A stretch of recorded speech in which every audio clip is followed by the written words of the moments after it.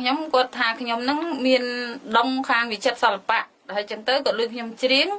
គាត់ក៏ជំរុញឲ្យខ្ញុំហ្នឹងដើររកកន្លែងផ្ទះណាដែលគេជួលដែលគេថតស៊ីតយោអញ្ចឹងក៏គាត់ឲ្យខ្ញុំមកថតទៅហើយអ្នកជិតខាងគាត់គេថាខ្ញុំហ្នឹងមានដងហើយមានសម្លេងពីរោះខាងវិចិត្រសិល្បៈហ្នឹងខ្ញុំក៏បានមកប្រឡងសម្លេងមើលបងខុសពីមុនអូនព្រួយ